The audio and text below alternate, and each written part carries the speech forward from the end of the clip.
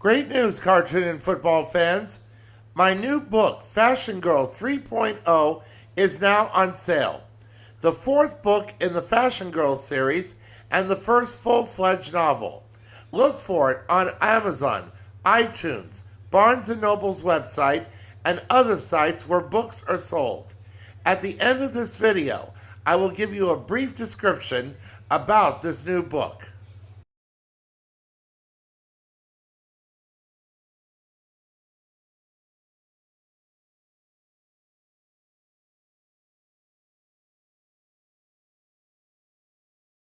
The story you're about to see is a big, fat lie.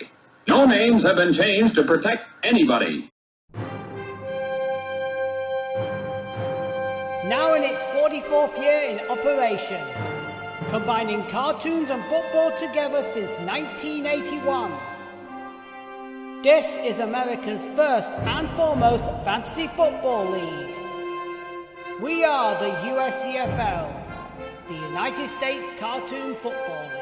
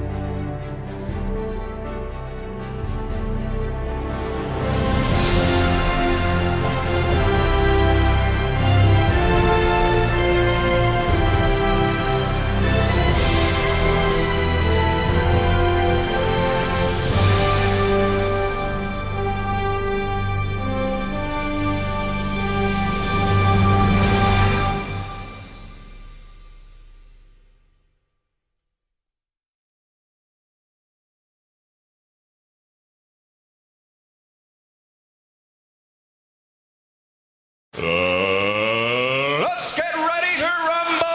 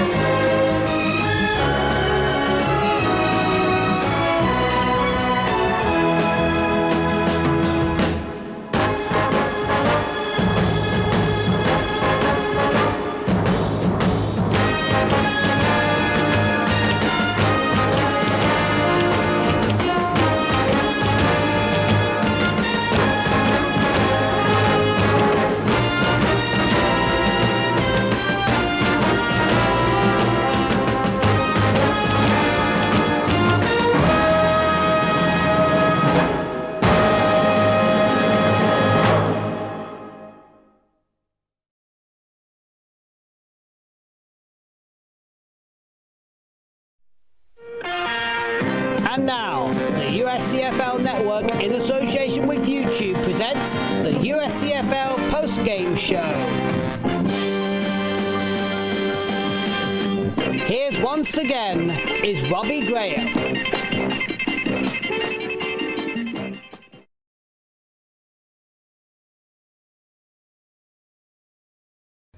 Greetings, cartoon and football fans. This is Robbie Graham of the USCFL Network bringing you the action and highlights of Week 11 of the USCFL's 2024 season. If you're joining us for the first time, may we extend to you a cordial welcome, and we hope you'll enjoy everything this channel has to offer. We also invite you to take a moment to subscribe to this channel and join our team. We strive to be one of YouTube's least offensive channels by providing a different spin about your favorite cartoon characters from the past and present that doesn't reflect on their true legacies. If your favorite character or characters aren't mentioned in our videos, please leave a comment and we will answer your questions. Also be sure to ring the bell to alert you of when we put up any new videos. The USCFL is on Patreon, and you can help support us for as low as $3 US a month to as much as $5 US a month, which averages out to 10 to 17 cents a day. In time, we can offer merchandise and other perks to help show your love for America's oldest fantasy football league. This week's games were high scoring, as a combined 171 points were scored. In 1 minute, we will talk about and present the highlights of Game 21 between the Fox All-Stars and the Warner Brothers All-Stars from Philadelphia.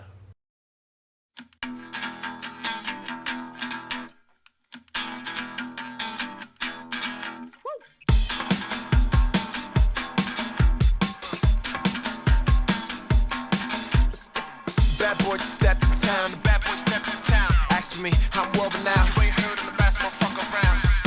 We were the people who came to see, we came to break it down. Cut the lights, cue the sound. See the bodies hit the ground.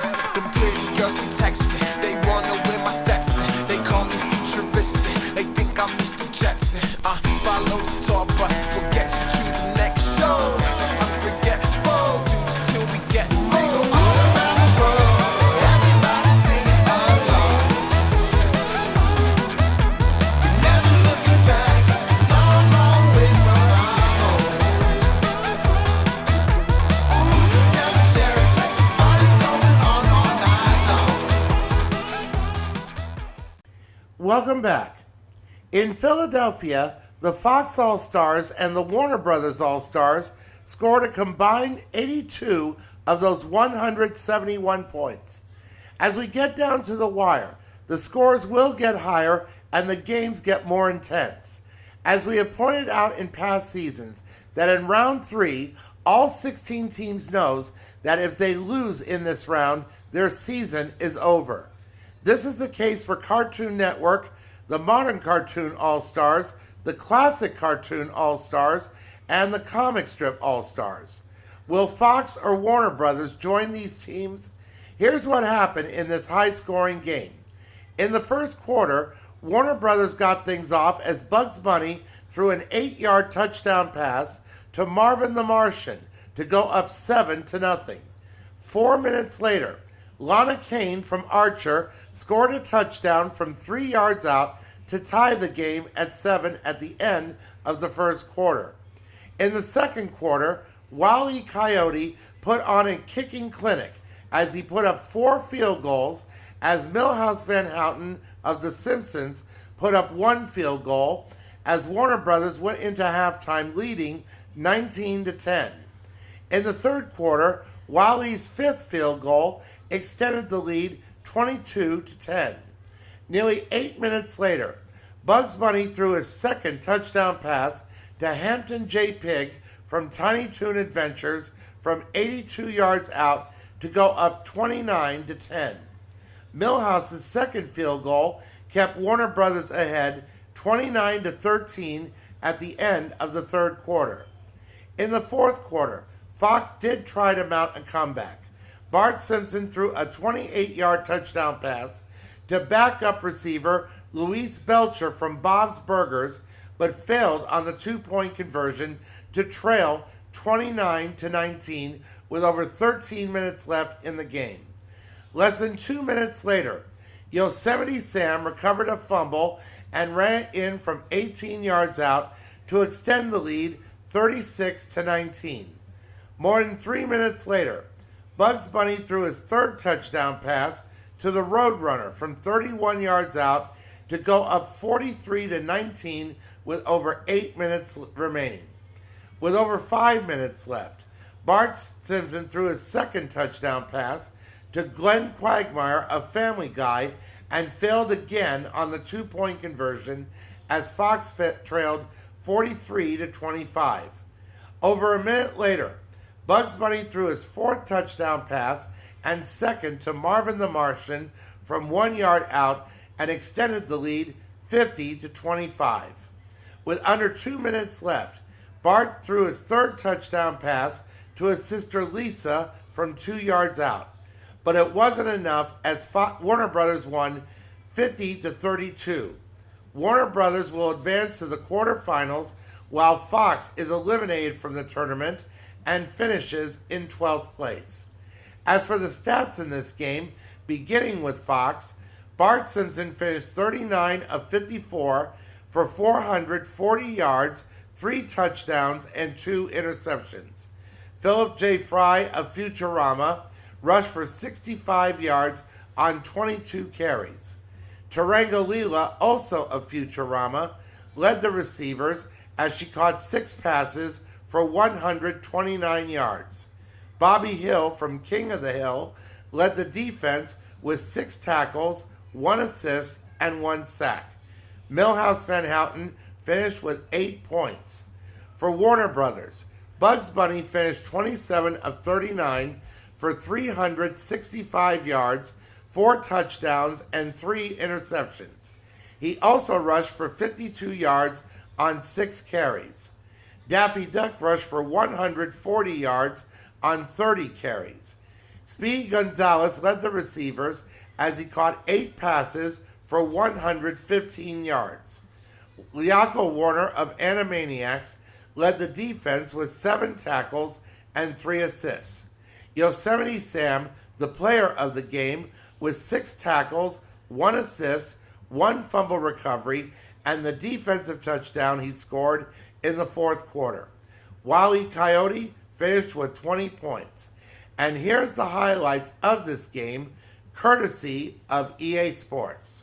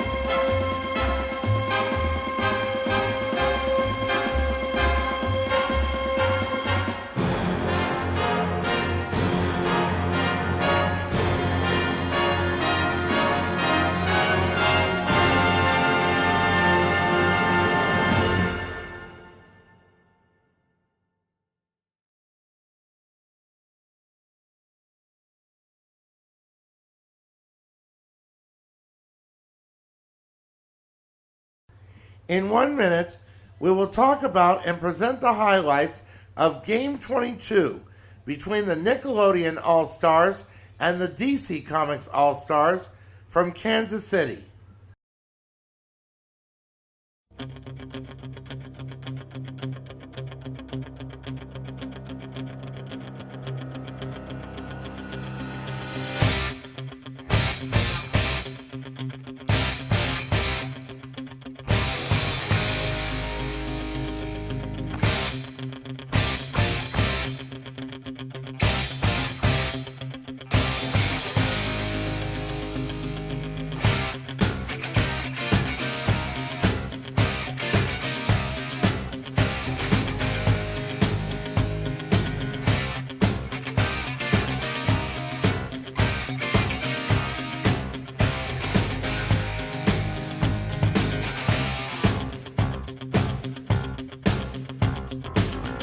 Rising up, back on the street. Did my time, took my chances. Went the distance now. Welcome back.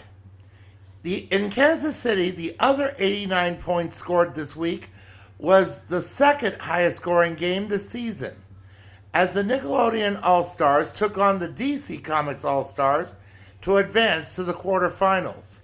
In round one, the Nickelodeon All-Stars demolished DC Comics with a 43-23 win.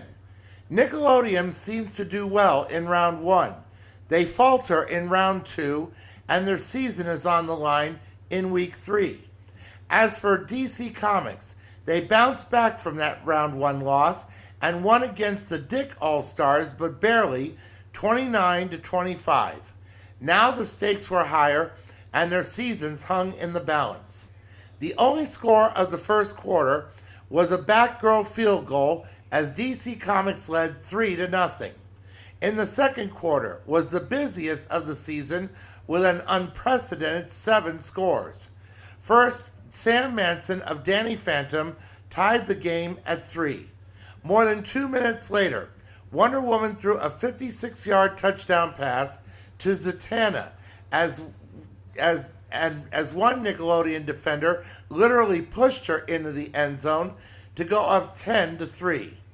Nickelodeon tied the game again as SpongeBob threw a 5-yard touchdown pass to Kitty Catswell of Tough Puppy to tie the game at 10. Batgirl's second field goal put DC Comics back on top 13-10. More than a minute later, SpongeBob threw his second touchdown pass to his castmate Squidward Tentacles to go up 17-13. Nickelodeon tried a fake punt, a rarity in the USCFL, and missed. Over a minute later, Sinestro intercepted a SpongeBob pass and ran it in from 70 yards out to go back up 20-17. Wonder Woman closed out the first half as she connected with Zatanna for the second time from 44 yards out to go into the half, leading 27-17. In the third quarter, Hawkman, filling in for Robin, scored twice, first from 1 yard out to go up 34-17, and then more than 2 minutes later from 37 yards out to extend the lead 41-17. A pair of Batgirl field goals closed out the third quarter as DC Comics led 47-17. Just like Fox tried to do, Nickelodeon did try to mount a comeback as SpongeBob threw his third touchdown pass to his castmate Sandy Cheeks from 51 yards out, but the extra point attempt was blocked, another rarity in the USCFL, as Nickelodeon trailed 47-23. More than 8 minutes later, SpongeBob threw his fourth touchdown pass to Debbie Thornberry of the Wild Thornberries and failed on a 2-point conversion. Nickelodeon was trailing 47-29 with over 4 minutes left in the game. Batgirl's fifth field goal extended the lead 50-29 with 3.5 minutes left. With over 2 minutes left, SpongeBob threw his fifth touchdown pass and second to Kitty Catswell from 7 yards out to trail 50-36. Batgirl's sixth field goal at the end of the game gave DC Comics a 53-36 win. DC Comics will once again advance to the quarterfinals, while Nickelodeon once again bows out of the tournament and finishes in 11th place.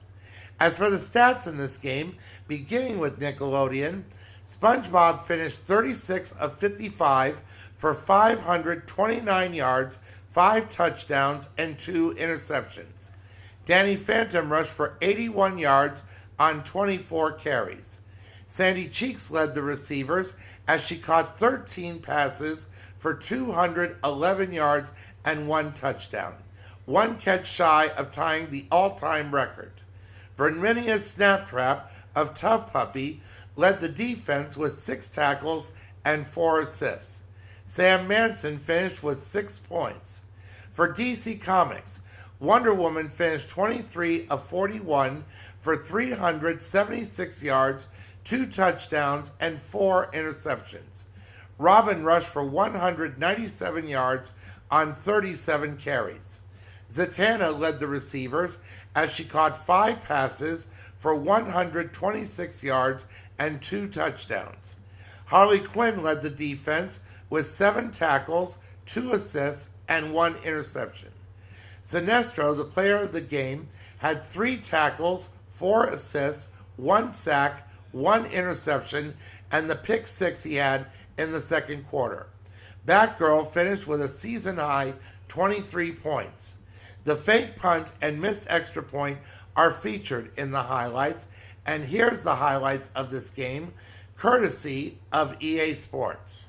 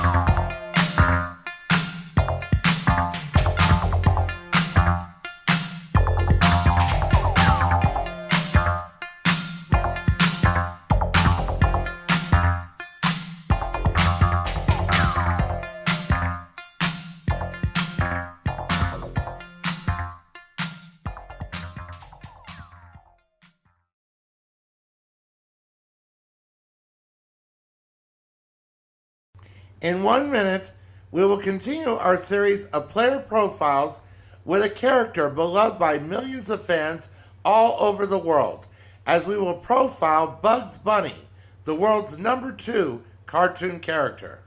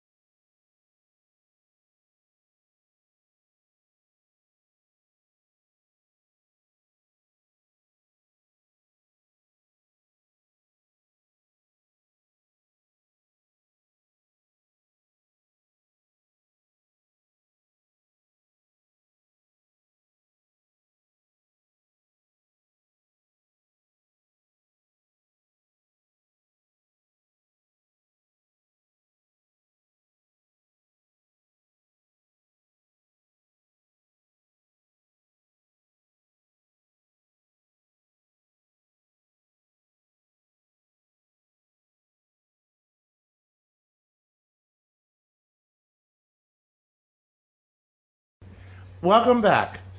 When you hear the name Disney, your first thought could be that of Mickey Mouse.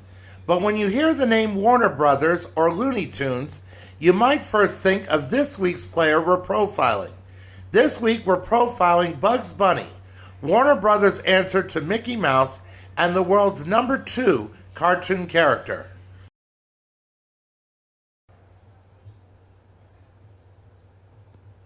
Bugs Bunny is a fictional character created in the late 1930s at Warner Brothers Cartoons, originally Leon Schlesinger Productions, and voiced originally by Mel Blanc.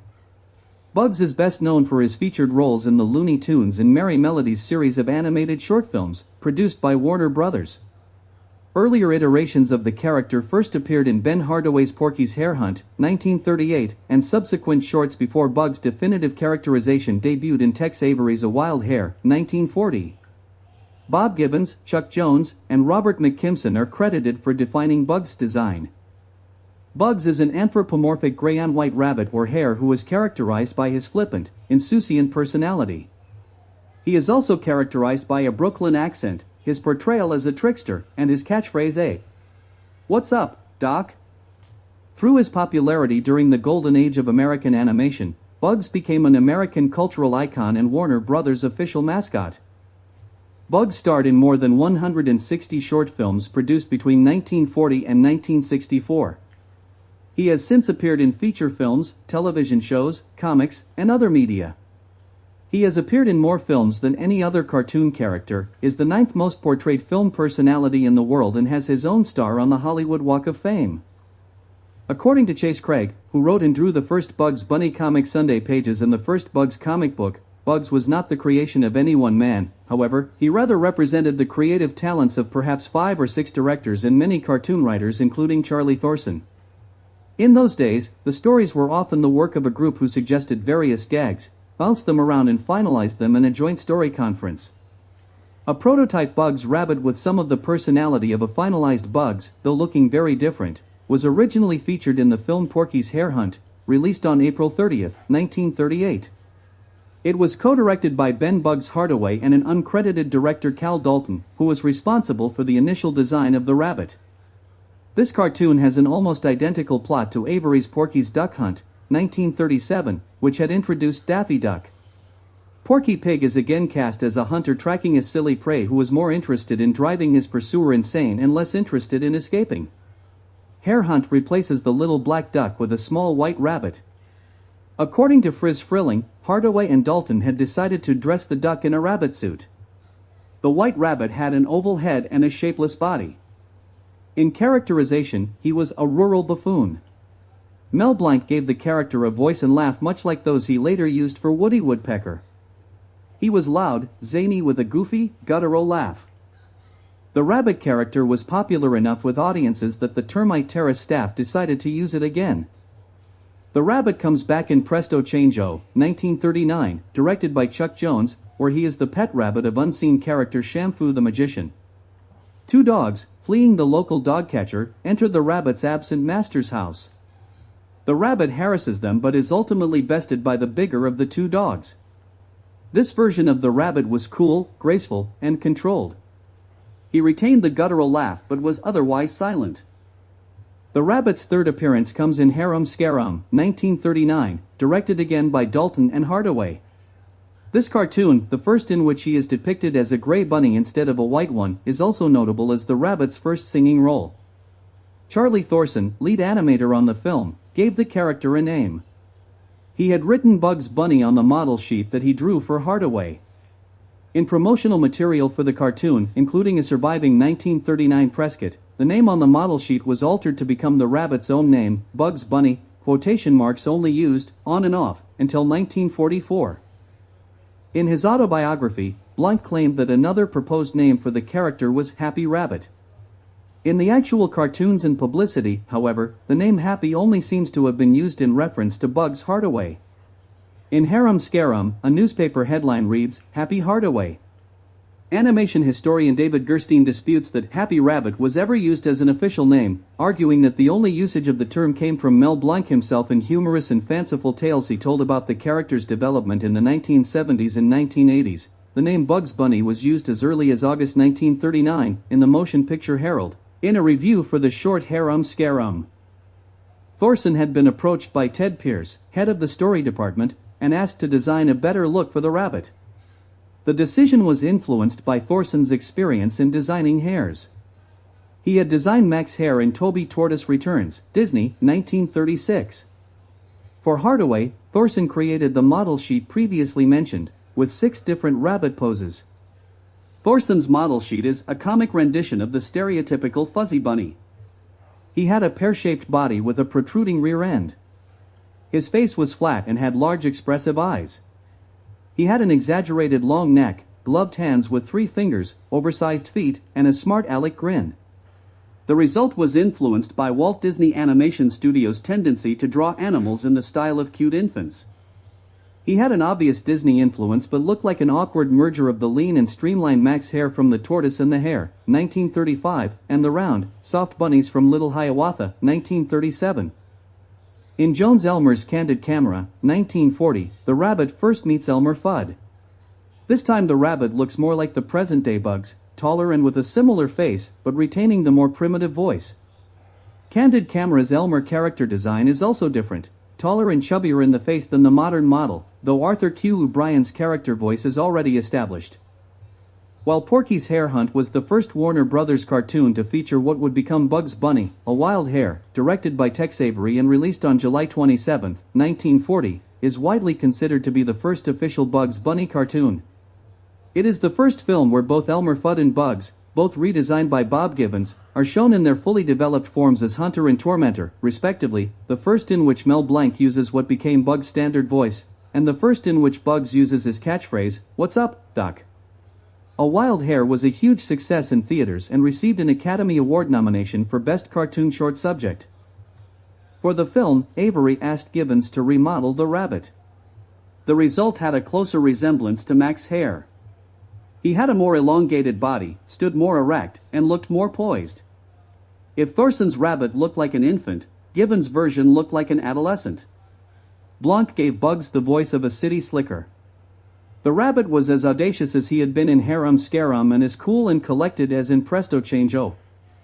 Immediately following on A Wild Hare, Bob Clampett's Patient Porky, 1940, features a cameo appearance by Bugs, announcing to the audience that 750 rabbits have been born.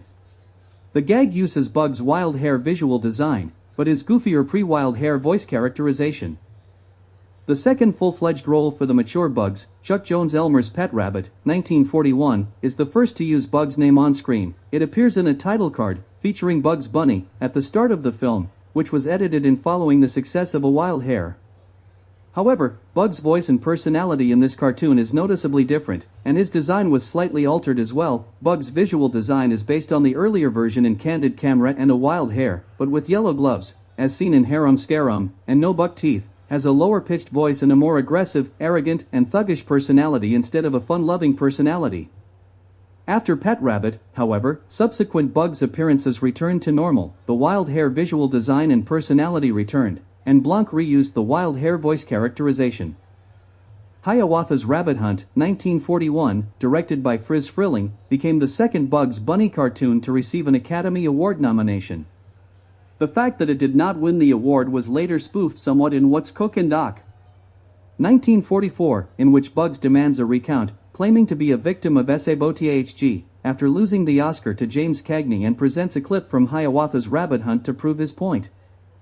By 1942, Bugs had become the #1 star of Merry Melodies.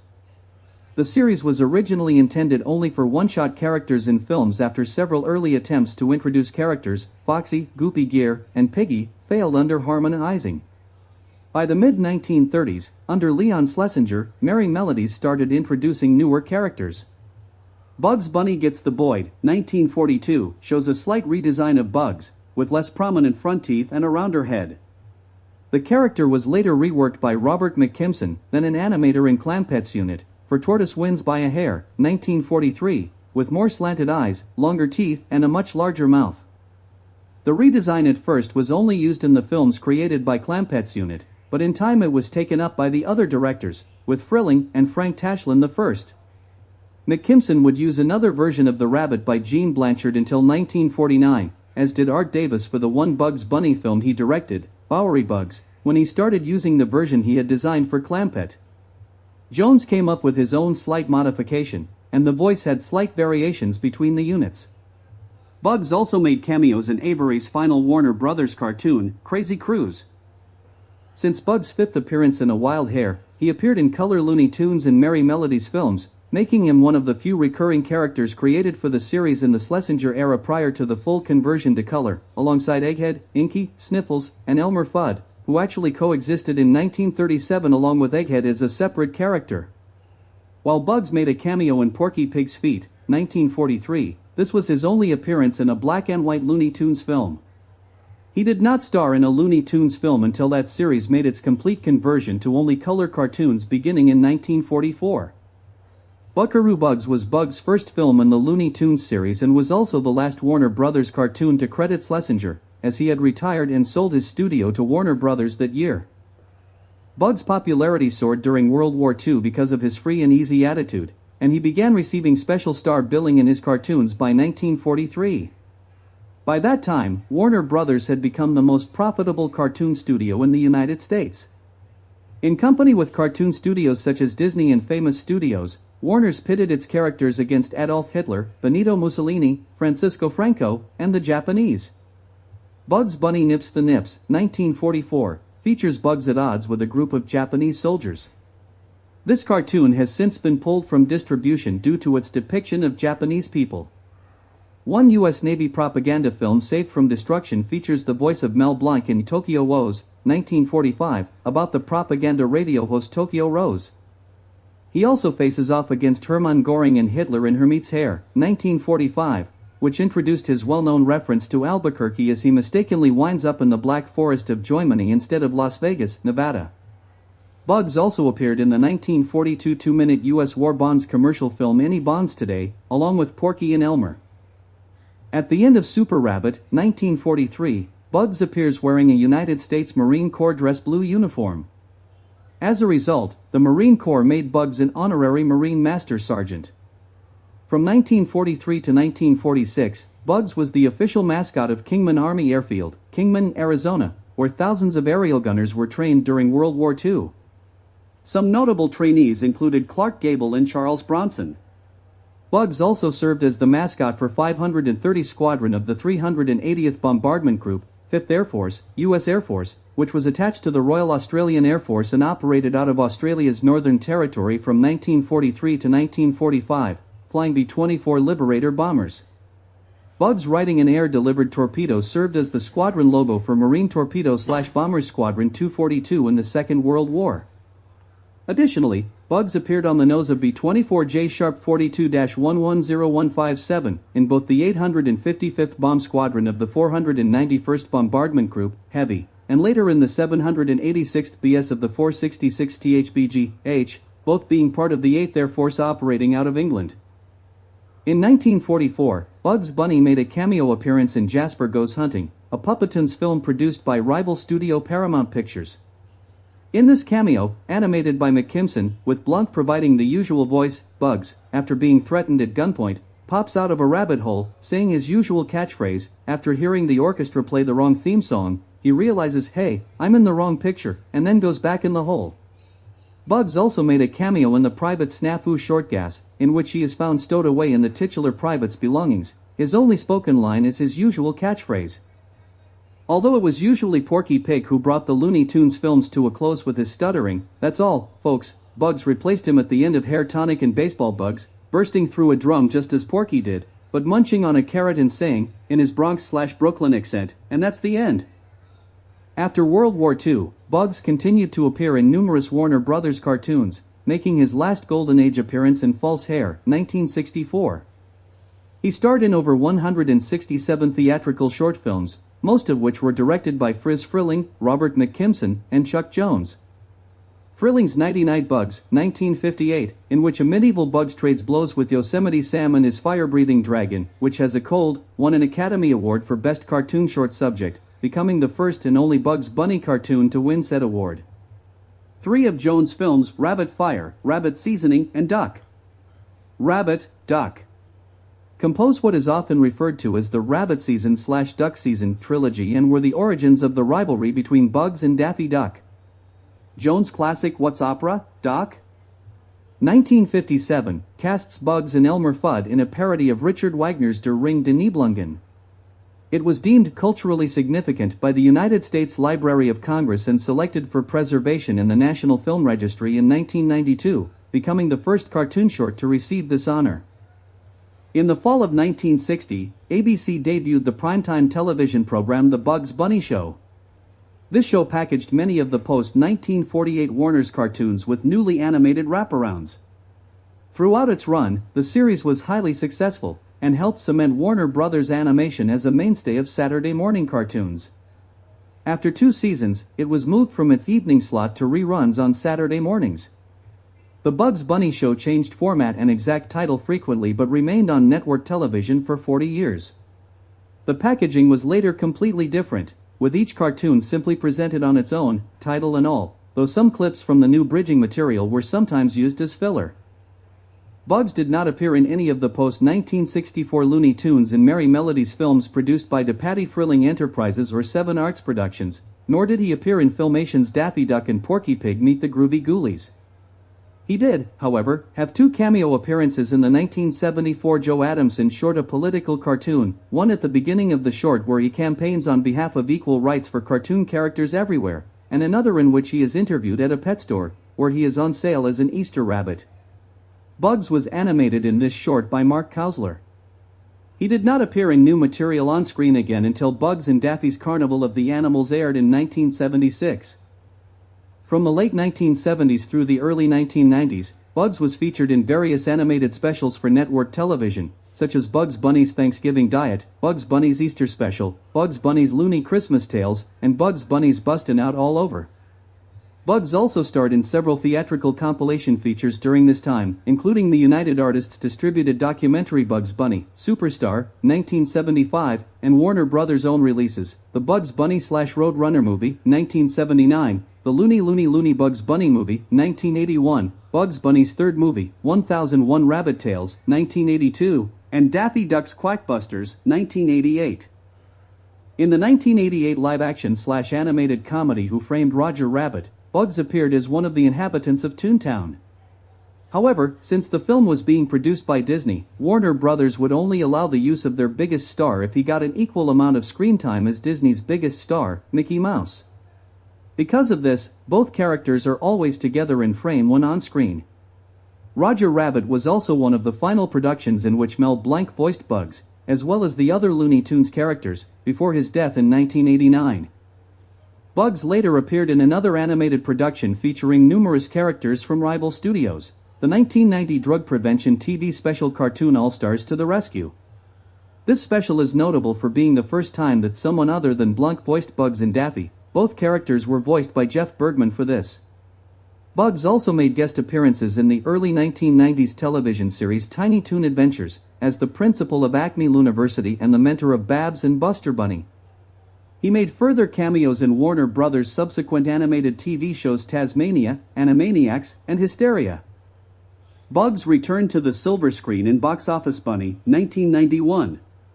This was the first Bugs Bunny cartoon since 1964 to be released in theaters, and it was created for Bugs' 50th anniversary celebration. It was followed by Blooper Bunny, a cartoon that was shelved from theaters, but later premiered on Cartoon Network in 1997 and has since gained a cult following among animation fans for its edgy humor. Later that year, Bugs appeared in Yakety Yak, Take It Back, a live-action/animated all-star public service music video produced by Warner Brothers Animation for the Take It Back Foundation. This music video features various celebrities, including Pat Benatar, Natalie Cole, Charlie Daniels, Lita Ford, Quincy Jones, B.B. King, Queen Latifah, Kenny Loggins, Jerry Lieber, and Mike Stoller, Bette Midler, Randy Newman, Tone Loc, Ozzy Osbourne, Brenda Russell, L.B. Shure, Ricky Van Shelton, Barry White, and Stevie Wonder, along with Melba Moore as herself in the voice of Tibby the Take It Back Butterfly, Dr. John as himself in the voice of Yakety Yak, Derek Stevens as the voice of MC Scat Cat, and Squeak as the voice of Fats. In 1996, Bugs and the other Looney Tunes characters appeared in the live-action/animated film, Space Jam, directed by Joe Pytka and starring NBA superstar Michael Jordan. The film also introduced the character Lola Bunny, who becomes Bugs' new love interest. Space Jam received mixed reviews from critics but was a box office success, grossing over $230 million worldwide. The success of Space Jam led to the development of another live-action/animated film, Looney Tunes, Back in Action, released in 2003 and directed by Joe Dante. Unlike Space Jam, Back in Action was a box office bomb, though it did receive more positive reviews from critics. In 1997, Bugs appeared on a U.S. postage stamp, the first cartoon to be so honored, beating the iconic Mickey Mouse. The stamp is number 7 on the list of the 10 most popular U.S. stamps, as calculated by the number of stamps purchased but not used. The introduction of Bugs onto a stamp was controversial at the time, as it was seen as a step toward the commercialization of stamp art. The Postal Service rejected many designs and went with a postal-themed drawing.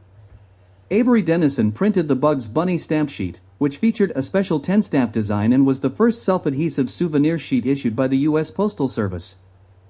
A younger version of Bugs is the main character of Baby Looney Tunes, which debuted on Kids WB in 2001. In the action comedy Lunatiques Unleashed, his definite descendant Ace Bunny is the leader of the Lunatiques team and seems to have inherited his ancestors' Brooklyn accent and rapier wit. In 2011, Bugs Bunny and the rest of the Looney Tunes gang returned to television in the Cartoon Network sitcom, The Looney Tunes Show. The characters feature new designs by artist Jessica Barutsky. Among the changes to Bugs' appearance were the simplification and enlargement of his feet, as well as a change to his fur from gray to a shade of mauve, though in the second season, his fur was changed back to gray. In the series, Bugs and Daffy Duck are portrayed as best friends as opposed to their usual pairing as friendly rivals. At the same time, Bugs is more vocally exasperated by Daffy's antics in the series, sometimes to the point of anger, compared to his usual level-headed personality from the original cartoons. Bugs and Daffy are friends with Porky Pig in the series, although Bugs tends to be a better friend to Porky than Daffy is. Bugs also dates Lola Bunny in the show despite the fact that he finds her to be crazy and a bit too talkative at first. He later learns to accept her personality quirks, similar to his tolerance for Daffy. Unlike the original cartoons, Bugs lives in a regular home which he shares with Daffy, Taz, whom he treats as a pet dog, and Speedy Gonzales, in the middle of a cul-de-sac with their neighbors Yosemite Sam, Granny, and Witch Hazel. In 2015, Bugs starred in the direct-to-video film Looney Tunes, Rabbit's Run, and later returned to television yet again as the star of Cartoon Network and Boomerang's comedy series New Looney Tunes, formerly Wabbit. In 2020, Bugs began appearing on the HBO Max streaming series Looney Tunes Cartoons. His design for this series primarily resembles his Bob Clampett days, complete with yellow gloves and his signature carrot. His personality is a combination of Frilling's trickery, Clampett's defiance, and Jones' resilience, while also maintaining his confident, insolent, smooth-talking demeanor. Bugs is voiced by Eric Bauza, who is also the current voice of Daffy Duck and Tweety, among others. Bugs made his return to movie theaters in the 2021 Space Jam sequel Space Jam: A New Legacy, this time starring NBA superstar LeBron James. In 2022, a new preschool animated series titled Bugs Bunny Builders aired on HBO Max and Cartoonito. He is again voiced by Eric Bauza. Bugs has also appeared in numerous video games, including the Bugs Bunny's Crazy Castle series, Bugs Bunny Birthday Blowout, Bugs Bunny Rabbit Rampage, Bugs Bunny and Double Trouble, Looney Tunes B-Ball, Looney Tunes Racing, Looney Tunes, Space Race, Bugs Bunny Lost in Time, Bugs Bunny and Taz Time Busters, Loons, The Fight for Fame, Looney Tunes, Acme Arsenal, Scooby-Doo and Looney Tunes, Cartoon Universe, Looney Tunes Dash, Looney Tunes World of Mayhem and Multiverses. Bugs Bunny's fast-talking speech pattern was inspired to a degree by the character of Oscar Shapley in the 1934 film It Happened One Night. In the film, Shapley addresses Clark Gable's character Peter Warren as Doc, and Warren mentions an imaginary person named Bugs Dooley to frighten Shapley.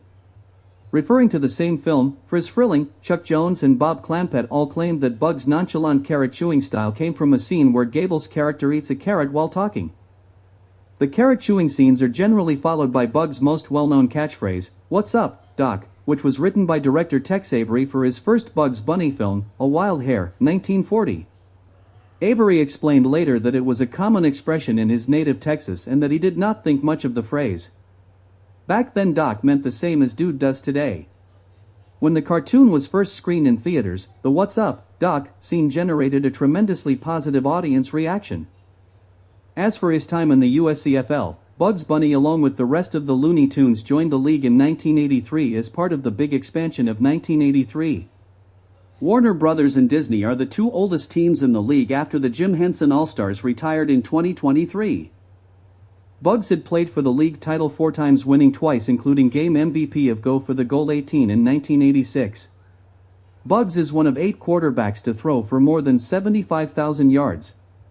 Warner Brothers and Disney are the second biggest rivalry in league history, with the balance of power swinging both ways. The following video is an existing video already on this channel as he outsmarts his adversaries. And whether it is outsmarting Daffy Duck, Elmer Fudd, or Yosemite Sam or pass rushers and linebackers, Bugs Bunny is among the top of the USCFL's heap.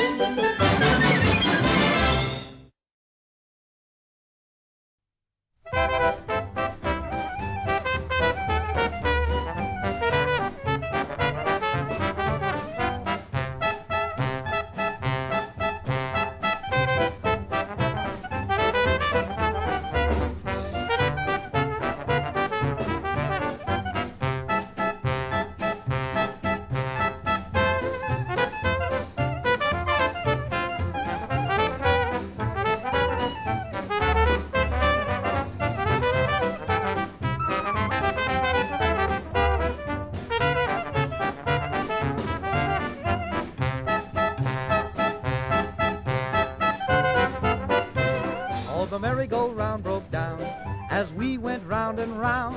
Each time 'twould miss, we'd steal a kiss while the merry-go-round went. The merry-go-round broke down and made the darndest sound. The lights went low, we both said oh, and the merry-go-round went. Oh, what fun, a wonderful time, finding love for only a dime. The merry-go-round broke down, but you don't see me frown. Things turned out fine and now she's mine, 'cause the merry-go-round went. The merry-go-round broke down.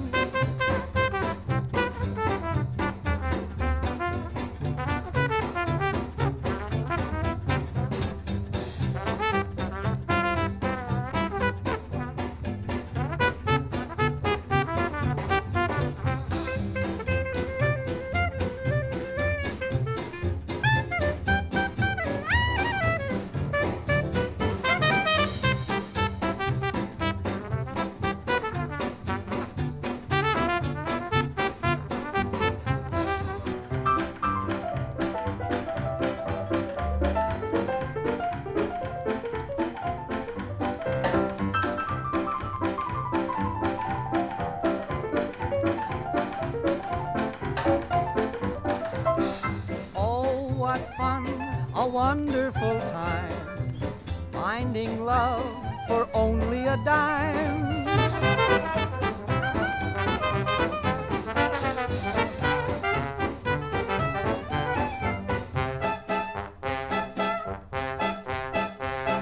The merry-go-round broke down.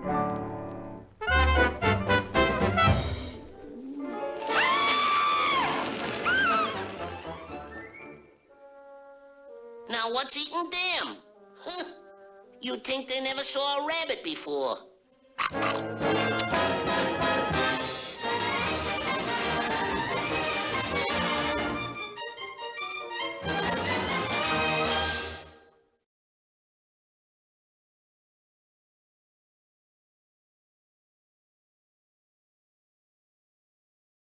In 1 minute, we will reveal the answer to last week's trivia question, this week's question, and a preview of the final 2 games of round 3.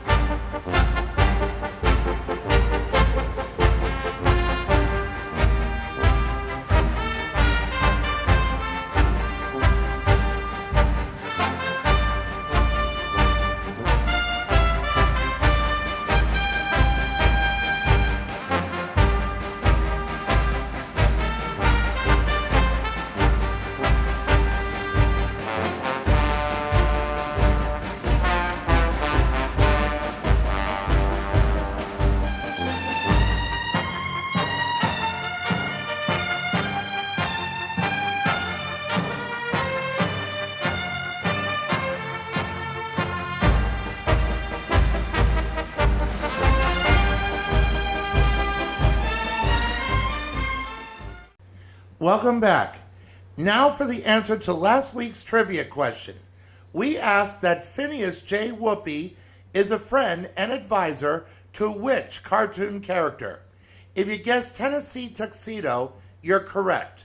Mr. Whoopi used a 3-dimensional blackboard to explain to Tennessee and his friend Chumley about things pertaining to whatever Tennessee was up to. Now for this week's question. This week's question is another true or false question. Remember, true or false questions don't have a degree of difficulty, for you have a 50-50 chance of being correct. As a reminder, if you wish to participate in our trivia challenges, please do not put your answers in the comments section, for you might give away the correct answer. Put your answers down on paper and check back with us each week. Here's the question. True or false? Mel Blanc was allergic to carrots. We'll have the answer for you next week. And that will wrap things up for week 11 of the USCFL's 2024 season. Next week, round 3 concludes, as we will talk about and present the highlights of Game 23 between the Disney All-Stars, who historically have had the #1 defense, and the Filmation All-Stars, who in recent years has the #1 offense from Richmond, Virginia. And the highlights of Game 24 between the 80s All-Stars and the Hanna-Barbera All-Stars from Atlanta, along with another player profile in the USCFL. And until next Sunday, this is Robbie Graham of the USCFL Network wishing you peace. Take care and stay safe.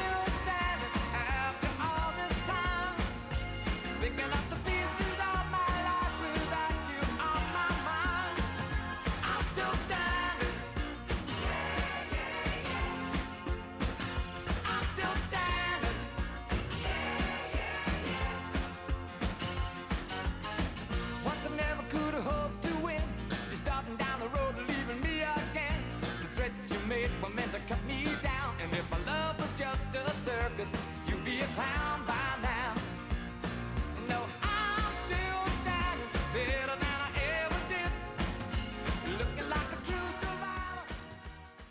All the characters and franchises mentioned throughout this webcast remains the copyright of their respective owners. They were used for the purpose of entertainment and or education, and therefore no breach of any copyright laws were intended. This webcast is protected under copyright and must not be rewritten, re-recorded, rebroadcast or re-uploaded in whole or in part without the prior written consents of First and 10 Productions, the American Association of Animation, and the United States Cartoon Football League. Copyright 2024.